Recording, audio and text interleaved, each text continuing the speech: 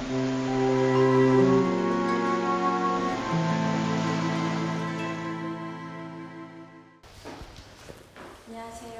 안녕하세요.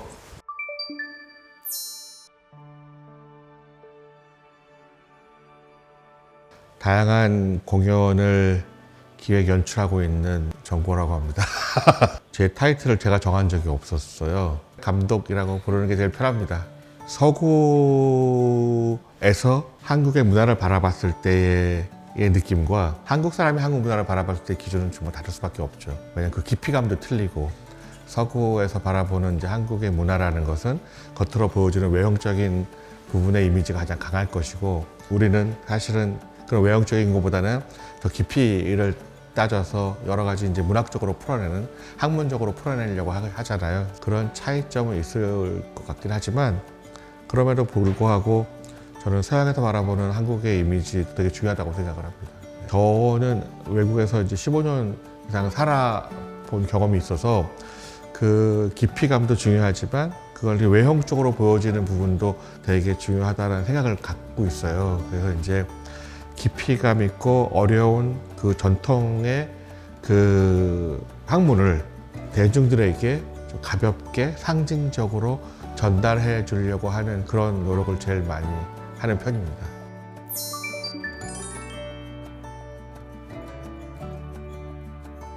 그 전통이라는 거에 대한 해석이 다 다르잖아요.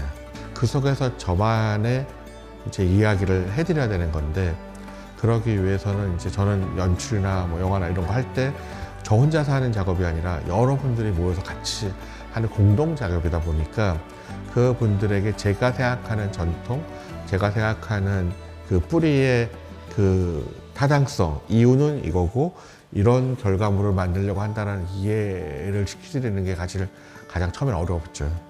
그 컨셉과 메시지를 분리하지 않아요. 공연이 됐건 전시가 됐건 그 기획하는 부분에 있어서 일단 이 프로젝트를 요구한 분이 저에게 어떤 걸 원하시는지에 대한 이해가 되게 중요하다고 생각하거든요. 무엇을 보여주고자 하는가에 대한 부분을 가장 중요하다고 생각하고, 그러고 난 다음에 그 보여주고자 하는 것을 저의 방식으로 스토리텔링을 해 나가는 거잖아요. 컨셉을 잡고 그 컨셉에 대한 저만의 스토리텔링을 하는데, 저의 기준은 전문가분들도 보시면 좋겠지만 저는 더 많은 대중분들이 보시면 하는 게 저의 포커스고, 더 많은 대중분들이 쉽게 전통을 이해했으면 좋겠다라는 게 저의 사실 기준이기 때문에, 그래서 전 대중을 위한 어떤 상징적인 비주얼들을 만들려고 노력을 합니다. 그 모든 사람의 의견을 잘 수렴하는 거죠, 사실은. 왜냐하면 공연할 때는 안무가라는, 또 무용수라는 정말 무대 위에 주체들이 있고, 그들의 안무와 무용의 방향을 정말 제일 잘 보여줄 수 있는 방법으로 저는 연구를 하는 거고, 그냥 전시를 한다고 그랬을 때도 마찬가지로 그 개인 작가 하나하나마다의 개별의 특성들을 살릴 수 있는 방법들을 노력을 하는 거죠. 그래서 저의 역할은 그 많은 분들이 원하시는 바를 잘 수용해서 그걸 저만의 방식으로 표현해내는 게 이제 목적이죠. 하나는 제가 진짜 외국에서 공부했기 때문에였었어요. 뭐 제가 유학했을 당시에는 한국이 어디야? 이렇게 물어보는 분들도 많았거든요. 그래서 저는 저의 뿌리를 더 찾아야 한다는 생각을 했던 것 같고, 저희 할머님이 전통 그 공연 예술에 관심이 되게 많으셨어요. 창을 틀어놓고 들으시고, 또 이제 기악하시는 분들을 초대해서 또 연주를 들으셨고, 경기 민요 노래도 하나 가르쳐 주셨던 기억이 있고, 한 3, 4살 때. 그래서 그런 것들이 이제 기억에 남으면서 저의 아이덴티티와 저의 추억 속의 어떤 전통의 이미지, 그것들을 이제 다시 재현하려고 했던 과정 속에서 그렇게 된 것 같아요. 아이들 얻기 위해서 어떤 걸 하진 않고, 근데 그냥 저는 항상 얘기 드리는 거는, 많은 호기심을 갖고 다양한 주제에 관심을 갖다 보면은 그 다양함들이 쌓이고 쌓여서 나만의 아이덴티티로 다시 표현돼 나온다고 저는 생각을 하거든요.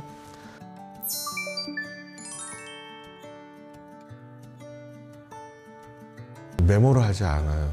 메모하는 걸 좀 안 좋아하고, 메모를 할 때 그 메모가 저에게는 어떤 한계성을 줘요. 저는 그 한계를 벗어나고 싶어서 저는 그 모든 과정을 머릿속으로 하고 뭐 공연을 올린다든지 전시를 시작한다든지 하는 그 과정까지 머릿속으로 완성이 된 다음에 이제 문서로화 시켜서 공유를 해요. 요즘 진짜 정말 다양한 힙 트렌드 전통이 많이 나오잖아요. 근데 저는 그거가 되게 좋은 방향으로 간다라고 생각을 해요.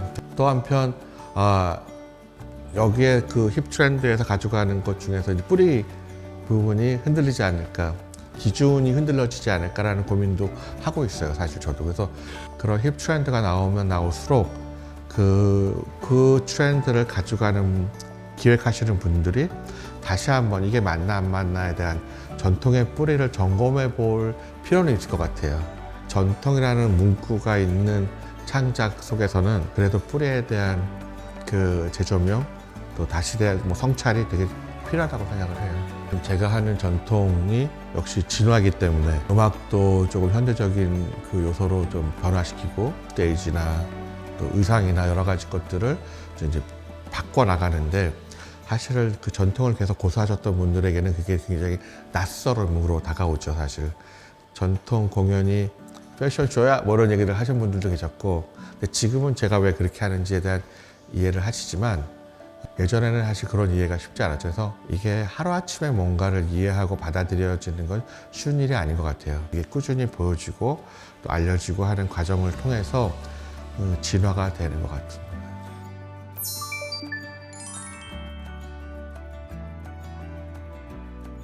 예전의 전통을 다시 가져와서 재현하는 과정에 있어서 요즘 사람들이 이해하기 쉬운 방법으로 재해석한다는 게 되게 중요하다고 생각하거든요. 제가 심청이를 봤을 때는 그 무작정적인 희생이 과연 맞을까? 진짜 그렇게 본인의 목숨을 던지면서까지 아버지를 위한 행동을 할까? 근데 그런 것들이 되게 중요하다고 생각을 했어요. 그래서 심청이라는 설화를 보면 설화들은 다 3인칭 기준으로 이야기를 풀어가요. 그래서 저는 심청의 가장 주인공인 심청의 1인칭 시점으로 모든 이야기를 풀어가면 어떨까라는 생각을 했어요. 그러면 심청이도 사실은 이 본인을 희생하는 과정에서 굉장히 많은 고민을 했을 거라는 생각을 해서 심청의 외면과 내면에 두 명의 심청이를 등장을 하면서 이제 무대를 시작을 하는 거예요. 그래서 결국의 끝에는 효 사상으로 인해서 아버지를 위해서 희생을 하지만 희생하기 전까지의 본인의 방황이 요즘 사람한테는 더 익숙하게 받아들여지는, 이해가 쉽게 되는 부분이 아닐까라고 생각해서 그렇게 이제 풀기 시작을 했고, 그게 3개의 스테이지로 나눠져 있어요. 그래서 심청이가 희생하기 전 스테이지에 방황하는 모습과 희생한 후에서 일어나는 용궁 속에서 오는 판타지, 그러고 난 다음에 이제 환생이라는 걸 통해서 다시 또 현실 세계의 아버지를 만나게 되는 서로의 해피엔딩 스토리, 그렇게 나눠져 있어서 조금 더 일반 대중들이 이해가 좀 쉽게 풀어냈던 이야기입니다. 굉장히 많은 분들, 전통에 관련된 분들, 공예건 공연이건 분들이 해외에서 이미 많은 그 역할을 하고 계신다고 생각을 하고 있고, 특히 공예는 이미 너무 많이 전달이 되고 있다고 생각을 해요. 그래서 서 계신 그 자리에서 꾸준히 본인들이 하시고자 하는 것들 계속해서 노력하고 보여주면 언젠가는 뭐 글로벌적으로나 뭐 또 여러 방법으로 다 알려지게 돼 있다고 생각을 하거든요.